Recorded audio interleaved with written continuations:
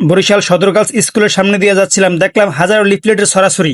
একটা স্টুডেন্ট সারাদিন ক্লাস করার পর শান্ত মাথায় একটু বাসায় যেতে পারে না, এদিক থেকে একটা লিফলেট, ওই দিক থেকে একটা লিফলেট তাদেরকে একদম ঘিরে ধরে। এই লিফলেটগুলো বিতরণ করার মূল মাস্টারমাইন্ড হচ্ছে তারা, যারা শিক্ষা নিয়ে ব্যবসা করে, কোচিং ব্যবসা করে। ওই সমস্ত কোচিং ব্যবসায়ী টিচারদেরকে আমি উদ্দেশ্য করে বলতে চাই, শিক্ষাকে ব্যবসা বানিয়ে স্টুডেন্টের স্বপ্ন নিয়ে আপনারা খেলছেন।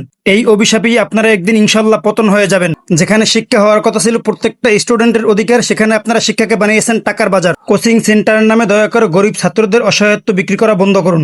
মেধা নয় টাকা দেখে শিক্ষা দেওয়া শিক্ষক কোনোদিন প্রকৃত শিক্ষক হতে পারে না। হয়তো আমার এই কথাগুলো অনেক কোচিং ব্যবসায়ীদের ভালো লাগবে না, কিন্তু কিছু করার নাই, আমি বলেই যাব। অতিরিক্ত কোচিং বাণিজ্য শিক্ষা ব্যবস্থার জন্য এক ধরনের বিশাল অভিশাপ। শিক্ষার সম্মান নষ্ট করেছে ওইসব মানুষ যারা শিক্ষাকে টাকার মেশিন বানিয়েছে। ছাত্রদের ভবিষ্যৎ নষ্ট করা সবচেয়ে নিকৃষ্টতম একটি কাজ। শিক্ষা যদি পণ্য হয় তাহলে সমাজে ধীরে ধীরে অন্ধকার নেমে আসবেই। ভয় দেখিয়ে, চাপ দিয়ে, নাম্বারের লোভ দেখিয়ে টাকা আদায় করে এটা কোনো শিক্ষা নয়, এটা একটি শোষণ। যারা শিক্ষার্থীদের দুর্বলতাকে কাজে লাগিয়ে কোটি টাকা ইনকাম করে তারা কখনো শিক্ষক হতে পারে না, তারা হলো একটা নরপিশাচ। হয়তো আমার এই কথাগুলো শোনার পরে অনেকেই আমাকে কমেন্টে গালাগালি করবেন, কিন্তু তাতে আমার কিছু আসে যায় না। সত্য আজীবন সত্যই থাকবে। ধন্যবাদ সবাইকে শেষ পর্যন্ত দেখার জন্য। আসসালামু আলাইকুম।